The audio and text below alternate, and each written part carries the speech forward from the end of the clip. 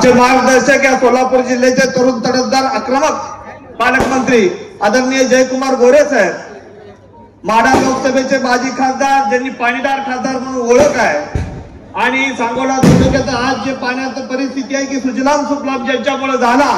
ज्यांच्या पाठपुरावा प्रत्येक गोष्टीमध्ये ज्यांनी पुढाकार घेतला की आजच्या परिस्थितीला सुद्धा विद्यमान खासदार असल्यासारखे काम करणारे आमचे नेते, आमचे मार्गदर्शक आदरणीय रणजितसिंह नाईक निंबाळकर साहेब, तसेच सोलापूर जिल्ह्याचे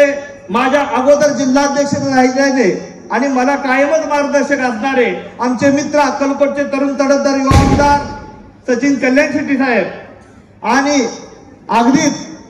तुमच्या आमच्यात मिसळणारे आणि एकदम तरुण तडफदार आमदार देवेंद्रजींच्या गळ्यातील ताईत देवेंद्रजी पोटे साहेब, आणि व्यासपीठावर उपस्थित आता ज्यांच्या प्रवेशासाठी तुम्ही आम्ही सगळे आतुरतेने वाट बघत आहोत असे तुम्हा आम्हा सगळ्यांचे तरुण तडफदार नेते उद्योगपती बाळासाहेब एरंडे, आणि ज्यांचं नाव त्या महाराष्ट्राच्या नव्हे तर देशाच्या नकाशात कोरलाय असा तो फॅक्टरी उद्योग समूह आहे, जे आज आपल्या भारतीय जनता पार्टीसोबत येणार आहे, असे तुम्हा आम्हा सगळ्यांना परिचित असणारे आदरणीय भाऊसाहेब रुपनर साहेब, आणि व्यासपीठावर उपस्थित गोपीशेठ थोडा वेळात पोहोचतायत, परंतु आज गोपीशेठ पडळकर म्हणलं की तरुणाच्या रक्तातील असं रक्त सळसळतं, आणि हिंदुत्वासाठी लढणारा आक्रमक नेता म्हणून ज्याची ओळख आहे महाराष्ट्रामध्ये त्यांचे बंधू जिल्हा परिषदेचे सदस्य ब्रह्माशेठ पडळकर साहेब, आणि जे आज प्रस्थापिताच्या मध्ये अनेक वर्ष सातत्याने ज्या पक्षात 50-55 वर्ष काम करत होते त्या पक्षातून ह्या देशाचे पंतप्रधान आदरणीय मोदी साहेब असतील, राज्याचे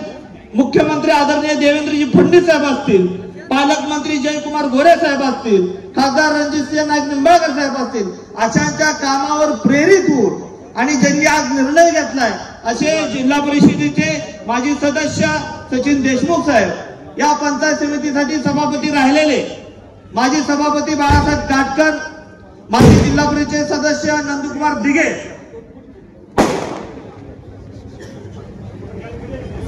परत तुम्हा सगळ्यांना परिचित असणारे सांगोला तालुक्याच्या राजकारणामध्ये सातत्याने गेले 30-40 वर्ष कार्यरत असणारे सांगोला तालुका सहकारी साखर कारखान्याचे व्हाईस चेअरमन विश्वनाथ चव्हाण, त्यांच्या घरातील सगळे सदस्य, त्यांचे सरपंच, उपसरपंच, विद्यमान सरपंच, माजी सरपंच, दहिवडीतील किंवा त्या परिसरातील सगळा ग्रुप, आणि सगळ्यात म्हणजे एक आवर्जून उल्लेखून सांगण्यासारखी गोष्ट वाटते ती म्हणजे तुम्हा सगळ्या उपस्थितांना सुद्धा अगदी तो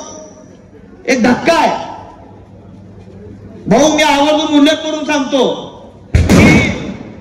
सातत्यानं देशाचे पंतप्रधान मोदी साहेब असतील, देवेंद्रजी असतील किंवा तुम्ही दादा आहे यांच्या काम करण्यावर प्रभावित होऊन ऐतिहासिक निर्णय आमच्या सांगोला शहरामध्ये असा झालेला आहे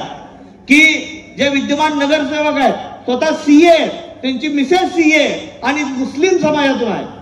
यांनी असा एक धोरणात्मक निर्णय घेतला की ते सुद्धा आपल्या भारतीय जनता पार्टीचं काम पाहून प्रेरित होऊन ते आज आपल्या भाजप सोबत येत आहेत. एक ऐतिहासिक असा निर्णय झालेला. त्यानंतर विद्यमान नगरसेवक स्वाती मगर आहेत, ज्या शेतकरी कामगार पक्षाच्या नगरसेविका राहिलेल्या आहेत, सध्या त्या नगरसेविका आहेत, त्या सध्या आपल्या भारतीय जनता पार्टी प्रवेश करतात, त्यांचे मिस्टर राजू मगर आपल्या सोबत येत आहेत. तसेच आमच्या फुलेताई आहे, जे फुलेताई नगरसेविका राहिलेल्या आहेत, फुलेताई आणि त्यांचं पूर्ण कुटुंब हे सुद्धा भारतीय जनता पार्टीवर इम्प्रेस होऊन किंवा त्यांच्या कामावर प्रभाव होऊन ते आपल्यात येत आहेत. भाऊ, माझी एकच जिल्हाध्यक्ष नात्याने तुम्हाला कळकळीची विनंती आहे, ही माणसं आपल्या पक्षावर विश्वास ठेवून, आपल्या राज्याचे नेते देवेंद्रजी फडणवीस यांच्यावर विश्वास ठेवून आणि तुम्ही व्यासपीठावर जे मंडळी उपस्थित आहेत त्यांच्यावर विश्वास ठेवून पक्षाच्या कामाचं काम करण्याच्या पद्धतीवर समाधानी होऊन काम करण्याची पद्धत स्वीकारून हे आपल्या सोबत येत आहेत. त्यामुळे माझी एक कळकळीची विनंती आहे भाऊ, ही जी मंडळी येत आहेत त्यांना तेवढंच ताकदीनं आपण पाठीमागे उभं राहून यांच्यात तशी त्यांना ताकद देऊन नक्कीच सांगोला तालुक्याचा भविष्यातला होणारा आमदार 2029चा त्या सगळ्यांच्या साक्षीने सांगतो, सांगोला तालुक्यात काम करत असताना पहिलं भारतीय जनता पार्टीचं काम भूमी चालू केलं. त्यावेळेस आज व्यासपीठावर शिवान नाईक, नागडेता, श्रीकांतदादा सगळी मंडळी उपस्थित आहेत. ही मंडळी अगोदर पूर्वी काम करत होती, यांनी मला प्रमोट केलं, मी काम करायला लागलो. त्यावेळेस खूप आता बोटावर मोजण्याची परिस्थिती होती, त्यांनी खूप ताकदीने काम उभा केलं. नंतर तुमच्या सगळ्यांच्या दादांच्या तुमच्या मदतीने मी काम चालू केलं, प्रत्येक घरोघरी पोहोचलो, प्रत्येक गावावर पोहोचलो, आणि हे काम करत असताना प्रत्यक्ष अप्रत्यक्ष ह्या मंडळीने मला मदत केली, ज्या तुमच्या समोर उपस्थित आहे.